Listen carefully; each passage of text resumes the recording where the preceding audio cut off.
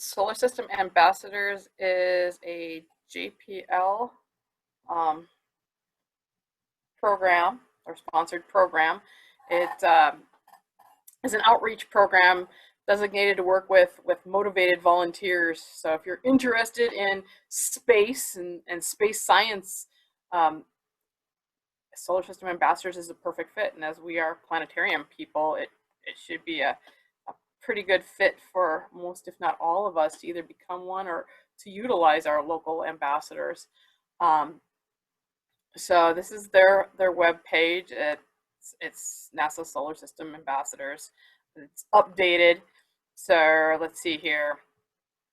They're up to 1,029 ambassadors, and they're all over the world. Every state has them, and all the territories also have them.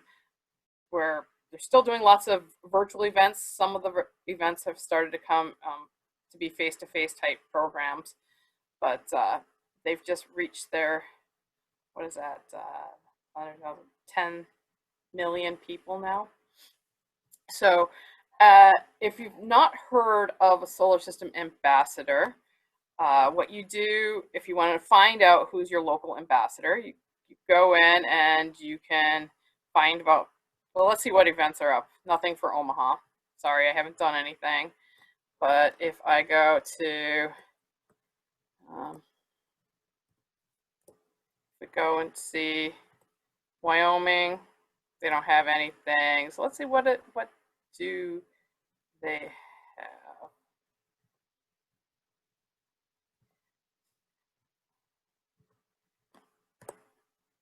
Of course, I did this the other day, so I was able to get some up.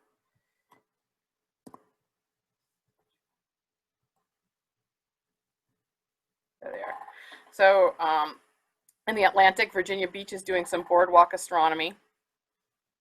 Imagine your story as a lunar pioneer. So all these are Solar System ambassadors that are presenting. So this is a great way to do some advertising maybe for your event. If you're a Solar System ambassador, you can advertise some of your planetarium events, outreach events to maybe incorporate some new people. So we've got Florida, Phoenix, Arizona.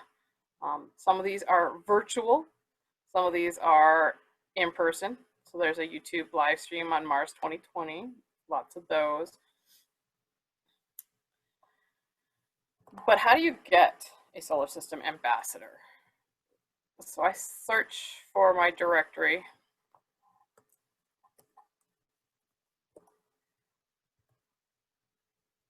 Okay, so they want the whole name. So here's Wyoming, our host state, and we have 8 Solar System ambassadors, including our hostess, Michelle, here. So if I was, in the region of Casper, Wyoming, and I wanted Michelle to come and speak, here's a little bit about her background. These are some of the events that she's hosted. So she's done some astronomy camps and some stargazing. Teacher conference. Yeah, I wanted to come and talk to my library or teacher conference. You can actually contact her just by clicking on her name and sending her an email. They're free of charge. So unless Michelle has some expenditures, like we're going to do hands-on activities where we need to get some supplies, it's a free presentation. I'm a little bit more familiar with my friends in Nebraska. We're going to go to,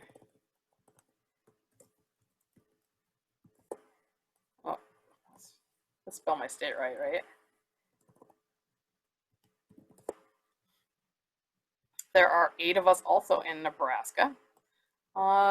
We've got Michael Severson in Papillion. I've used him. He's all about asteroids. He's got actually a really, really good meteorite collection. So if I want to do something with meteorites, I'll ask him, can you bring your samples, or can you talk to this group of kids? But Anthony here in Bellevue, which is really close to my house, like 20 minutes away, Oh, I'm going to read up his background. Guess what? He has applied to be an astronaut for the Artemis mission. That sounds really, really interesting. I want him to come talk in my group or my planetarium. So I will contact him and see if he's available to do that. So here's upcoming events. He's doing Boy Scout night, Universal Stories, so some elementary schools. But I know Tony, and he'll probably come and help me out for a program. A lot of you know Zach. Zach is also an ambassador. And I just became a solar system ambassador this year. The tab for news, this is slightly outdated, even though it's a newer web page. These are, significant things that have happened with the Solar System Ambassador Program.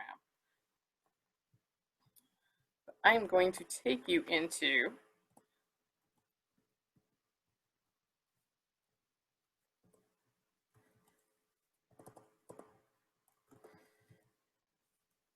my log on.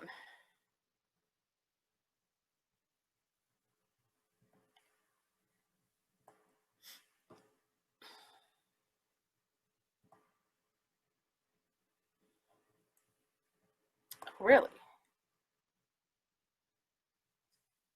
Should have had this opened up, but I was so interested in looking at atom stuff.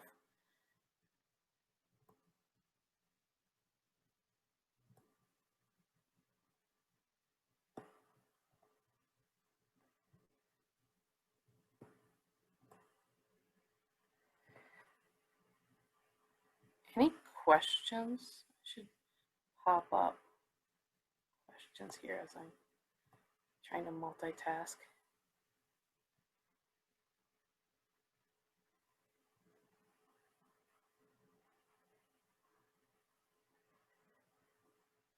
Things I've done.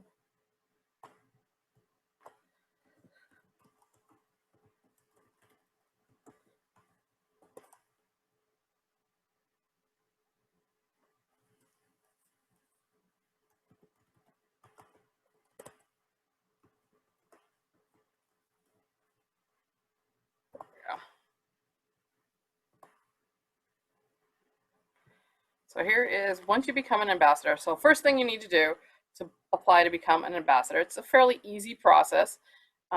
Applications are in September, so the whole month of September they accept applications.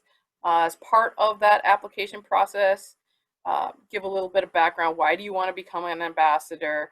And then you need a couple of references. I had a couple of, Jack Northrop was one of my references, and he told everybody what a good person I am, I guess, and they accepted me. I go into some training. But once you're an ambassador, you get access to, well, here was WAC. It's going to do a event at WAC. Handouts, if I would have done this in person, I would have requested handouts. This is some of the nice things, because I know for some of us, some of the NASA materials are a little bit harder to get to, but if they have current missions, they'll, a lot of times with the missions, they include swag type stuff, bookmarks, stickers. So if that is available, then the Solar System ambassadors can request that.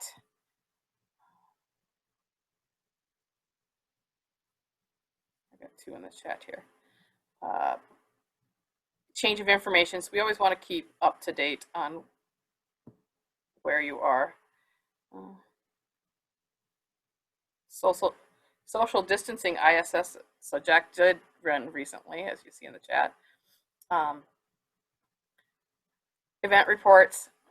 Now, a lot of you are probably some of the other things besides Solar System Ambassador, the Night Sky Network people, or some of the others. There's a lot of overlap, but reporting. So you just have to choose which group you want to report at. NASA doesn't want you to double dip, of course, with their reported numbers. So Solar System Ambassadors requires you to do in your first year 4 programs or 4 outreach. So Zach said he did some with the online libraries. I liked it. I applied for the handout because I wanted to do some handout material, and for me, accessing that is a little bit harder. Directory, I can also attach attach and find the directory or edit my directory, but there's my profile. So you can also search training. That's where I want to spend most of my time. Okay, I might have to mute my camera again. I'm going to stop my video here to try to speed things along.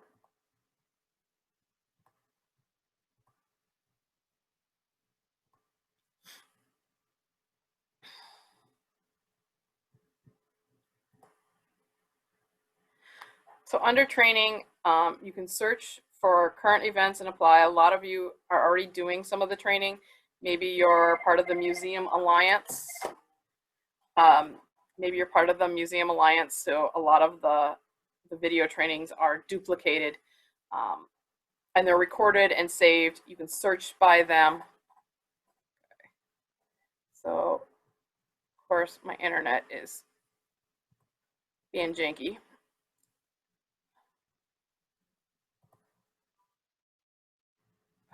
So what I did last night, just in case we have slow internet, is I made a PowerPoint slide to help me out.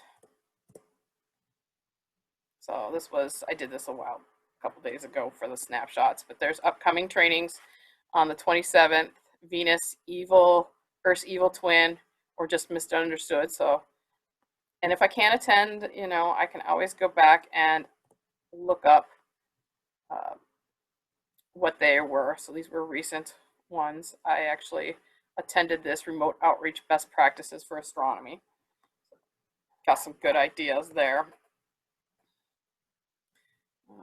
Some of the files, if we go down on that sheet in the training, we have files on COVID, reopening guidelines. I know we've talked a lot about that. General SSA programs and flyers, so things that you can edit.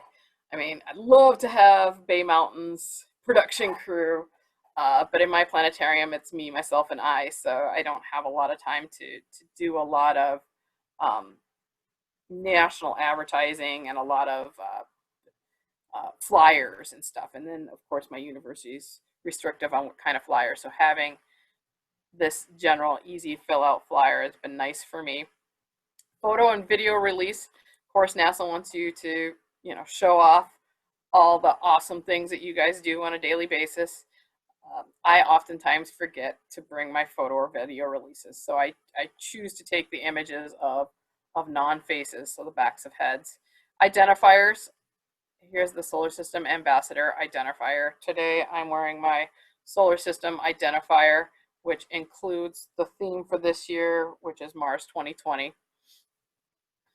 Event tips, and then NASA themed stuff, and then helpful resources is also on that page. So those are down at the bottom of the page here, just quick tabs.